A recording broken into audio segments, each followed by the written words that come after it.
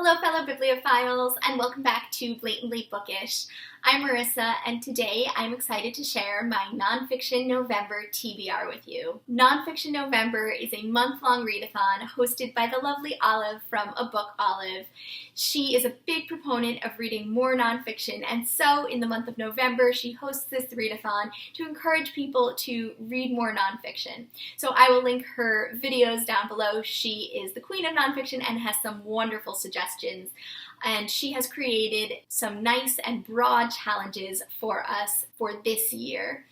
I originally was not going to do the challenges because I wasn't sure that I could find books off my shelves that fit into the challenges, and I've had a lot of nonfiction on my shelves for a long time that I really do want to get to. In fact, if you've been on this channel for a long time, you will recognize the reappearance of some of these books.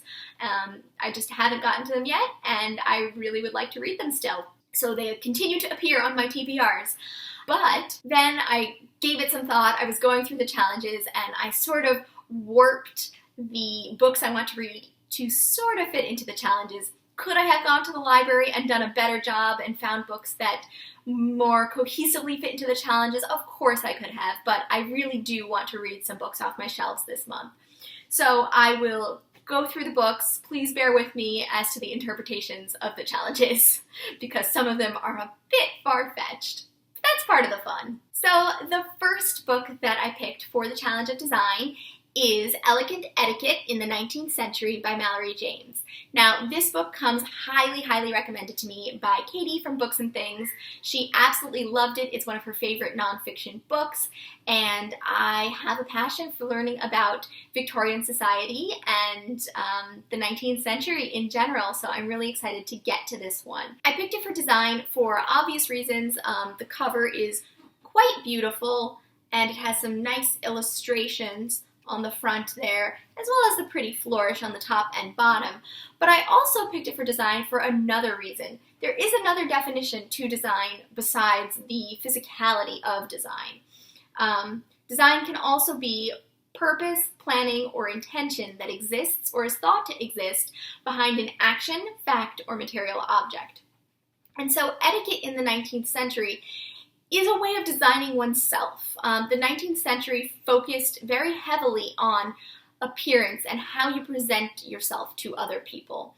And so etiquette is all about designing oneself and designing how you appear to other people in your mannerisms, and how you adhere to society's rules that are designed for you.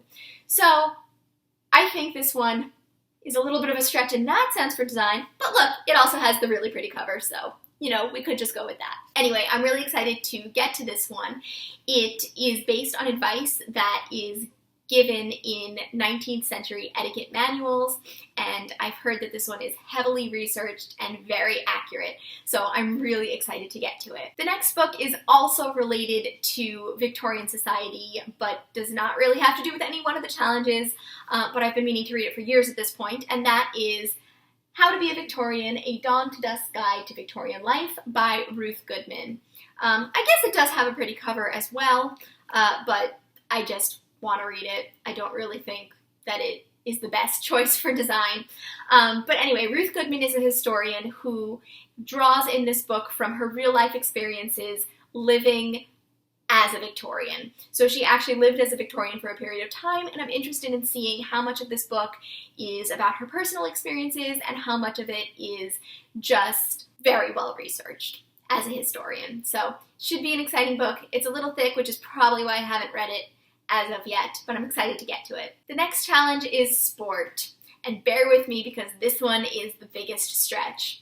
I would like to read Why Buffy Matters, The Art of Buffy the Vampire Slayer by Rhonda Wilcox. So yeah, this one is a bit of a stretch. You might wonder what it has to do with sport, and I suppose Buffy is kind of fit because she slays all those vampires, but that is not really why I picked it. Sport can also be amusement, and for amusement, I absolutely love watching Buffy the Vampire Slayer. It is one of my favorite TV shows of all time. I've watched the series multiple times, and actually I've considered scrapping the rest of this TBR and just rewatching Buffy before reading this book. but I may or may not actually do that. If you have not watched Buffy, please go ahead, binge watch the entire series, and then maybe read this book with me. This book is a series of essays that discuss the cultural importance of Buffy and really analyze it and how it has changed and shaped our society and our culture. I love this TV show, and I have a feeling that this book, though it is very critical, will also impart a certain love for the series. The third challenge is true, and for this one I picked Little Red Riding Hood Uncloaked, Sex, Morality, and the Evolution of a Fairy Tale by Catherine Orenstein. Now, this book has definitely been on my channel before, and I still haven't read it, but I heard about it first on Jen Campbell's channel, and she's somewhat of an authority on fairy tales and mythology, and I'm really interested in seeing how this one explores the story of Little Red Riding Hood, what aspects of that famous fairy tale are true, and what aspects have been changed over the years. There is an element of truth behind all fairy tales and stories and myths, and it would be really interesting to see how that is explored in this book. And last but not least, we have the challenge of voice. So I have two possible books for this challenge. The first one is Maya Angelou's I Know Why the Caged Bird Sings. Obviously this one has the word sings on the front cover, and singing is a way of using your voice as self-expression and exercising your freedom of voice. Maya Angelou herself is obviously a great voice in history and also in literature. And I actually haven't read her memoir yet. I read some of her poetry in grade school a long time ago, obviously at this point, but I'm interested in reading her very famous memoir. There's a chance that I will postpone reading this book until the springtime because she was born in April and she died in May, so it seems like an apt time to read her works then as well.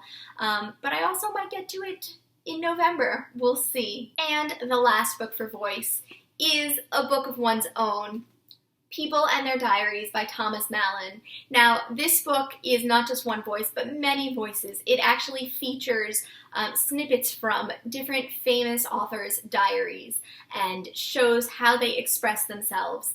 I flipped through it earlier today and I saw that it features some diary excerpts from Virginia Woolf and Catherine Mansfield and so many other people. I'm interested in seeing how all of these different voices blend together to create one coherent narrative about diaries and self-expression. So that was my Nonfiction November TBR. For those of you who've been on this channel for a long time, you will know that my TBRs are more or less suggestions for me. I oftentimes don't get around to reading all the books, or will also find myself in the library and just pick up completely different books on a whim, or look through my audiobook apps and decide to read something else, or rather listen to something else instead. I would love to know if you are participating in Nonfiction November. Which books do you plan on reading? What are your favorite nonfiction books that you might recommend to me? And have you read any of these books? If so, which ones would you recommend I really make a priority to get to this month? So until next time, I look forward to seeing you all in another video soon. Bye!